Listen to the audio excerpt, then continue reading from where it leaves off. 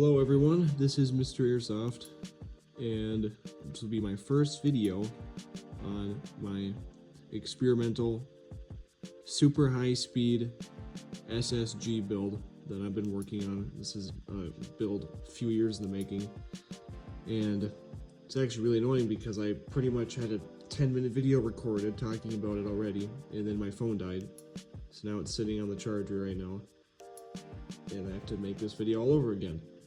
This video probably going to be a lot of me rambling and talking about theory and stuff regarding this gun. I'm not going to disassemble it yet. I probably, once I'm finally done with it, I'll do a final disassembly and show what everything is in there. But I'm just going to talk about it right now. So I have 12-to-1 gears in here.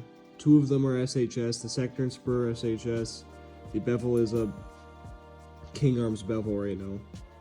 I'll go into that later. And the motor is a Matrix Sonic 5000. It's an 11 TPA motor, so it's very fast, no torque. Battery, right now I just have my super beefy Eternigy LiPo. I can't remember the specs off the top of my head right now, but its battery is bigger. It's more than enough to power this setup. I do not have any kind of MOSFET in here. Reason for that being, all the MOSFETs I've tried have either burned up or they don't like the amperage that the motor is pulling, so they don't even run. So what I do have, I'm not running like a stock wire setup, obviously. I do have a control system. I have this automotive relay. So how these things work, it's like they do the same thing as a MOSFET but very differently. There is a control circuit and it energizes a coil in there, and the coil will close a switch when it's energized, and that switch is the power to the motor. So trigger contacts are on this circuit, 85 and 86. They energize the coil, and then when the trigger's pulled, and then that will close this switch. Terminal 30 is power, and that sends power to 87. 87A is not used, and that will power your motor, and then it'll obviously ground, go straight back to the battery. And when I was doing some research before I put that in there, I wanted to see if anybody else in Airsoft had tried that, and it sounds like before people started using MOSFETs, they were actually using automotive relays, which is interesting. It makes sense. Obviously, they're not even nearly as great as today's MOSFETs, or even just a simple 3034 MOSFET. There, 3034 is a lot more compact, but I don't know how well they would handle amperage. I'm not sure, I guess. But actually, a while ago, I was trying to make my own MOSFETs, 3034 MOSFETs, but I think that I was getting bad chips, so they were all immediately just shorting out and going straight to full auto all the time. So I stopped. The first MOSFET I tried with this experiment was the stock King Arms one that came with this gun. This is a King Arms 9mm PDW, and that immediately burned up the MOSFET and it just went straight to full auto. And when that happened, I was unable to get the battery disconnected fast enough, and it wiped out a gear set. I believe it was actually because I stupidly decided to try out running the stock bearings that came with the gearbox in this gun, and it wiped out the bearings immediately. The spur gear started riding on the hole the bearing usually goes in, and it so basically destroyed the gearbox. So I had to get a whole new gear set, gearbox, bearings, bushings. So there was that. I tried running a Perrin, I think it was the $75 to $100 range one. I can't remember what the model is. That's why I got that sticker on there. Obviously, it's not in there anymore. But that Perrin didn't even work. It didn't like the amperage that the motor was pulling, so it didn't even do anything. It just would start blinking the warning light. So then I tried running, I think I tried running a Gate Murph 3.2. It did the same thing. It wouldn't work. So then I was like, I gotta figure out something else to do here. So that's when I tried the relay, and it actually works. But right now, I'm having a major overspin issue. Will always double shoot, and it'll shoot one BB reliably, but then the second one kind of just plop out of the front of the barrel. So I gotta figure out how to mitigate that, or stop that from happening. I have stock compression components in there. King Arms seems to have pretty good stock compression components, so I didn't mess with that. I actually tried getting a fancy quick change spring with bearings on it, but the tabs were too big for the gearbox. Just design differences, so I'm just running the stock quick change spring guide with no bearings on it. Spring binding is not a huge concern for me right now. I do have that fancy trigger in there because I think it looks cool, but that's about it. It doesn't actually help me at all. It doesn't do anything. I actually can't adjust it because it's a mechanical trigger contact setup, so I can't actually adjust it or anything. It's just in there to look cool, basically. I think that the trigger contacts are SHS, and I'm gonna have to modify the when they make contact, so it's like at the very last second of the trigger pull, basically. So that is one of the things I'm going to try to do, is mitigate the overspin. I'm going to have to modify the spring so that it pulls back the trolley even faster. I've already done that to the tappet spring. I had to replace the anti-reverse latch already because the old one got ruined, I believe, because one of the times the bevel got ruined because the pinion gear on the motor actually broke a tooth off, and I had to get a new one. But when that happened, that ruined the bevel gear, and that might have been when it ruined the anti-reversal latch, because there was a chip missing out of the anti-reversal latch, so I had to just grab a random one and put that in there. Running 3 FLT bushings and 3 modified ceramic bearings.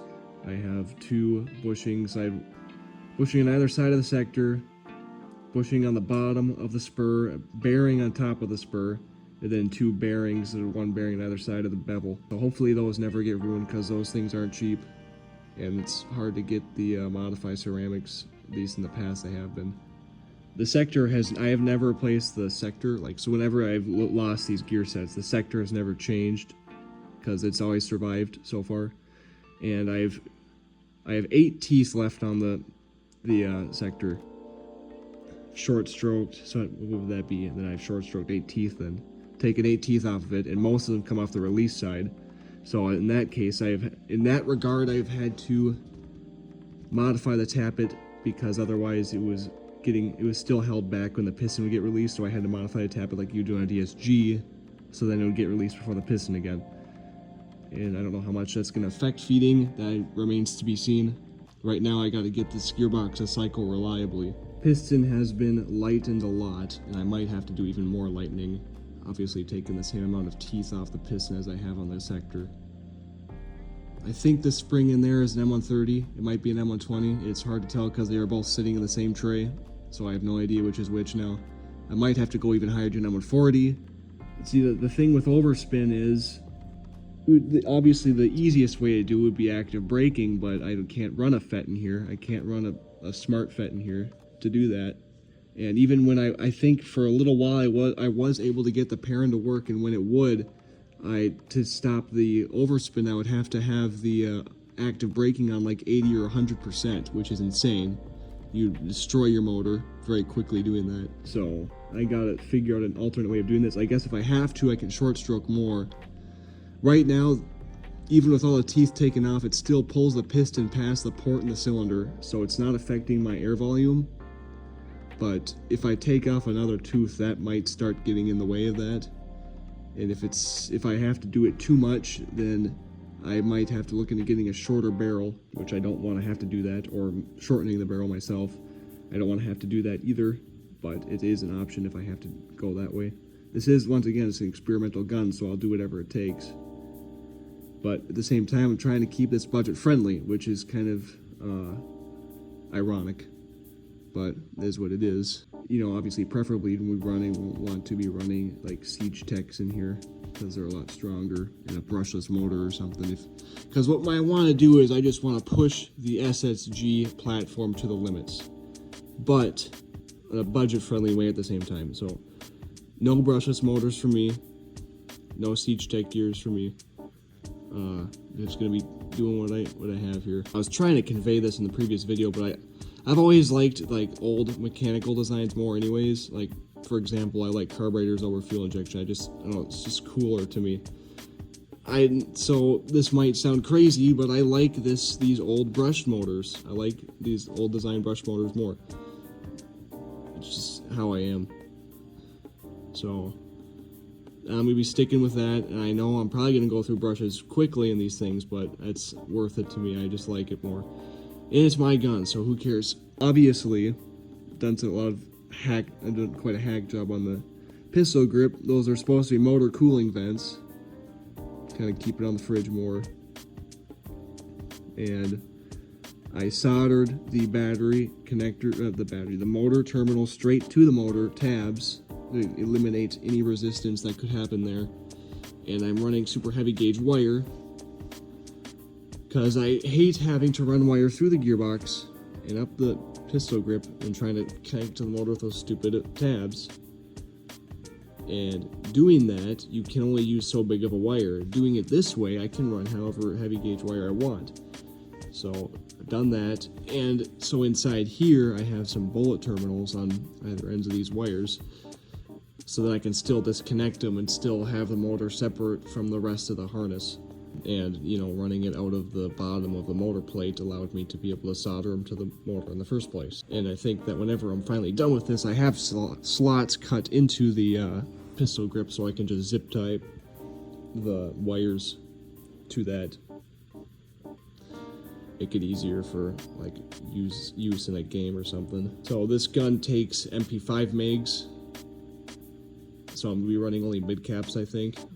That probably is the only way I'll ever be able to get to feed. And there is a way you can modify the springs in the mag so that they are stronger, so it helps feed better. I'll have to figure out how to do that when the time comes. Like I said, I need to get this gearbox to cycle reliably first. I actually was thinking about wanting to run a 14.8 in here, but after seeing how it cycles with an 11.1 and all the problems it's already having, I don't think I'm going to do that, and it probably would be pretty hard on this motor anyways. I'm really interested. Once I'm done making this video, I'm going to pull up Audacity on my computer and do a burst on full auto, and then count how many shots per second.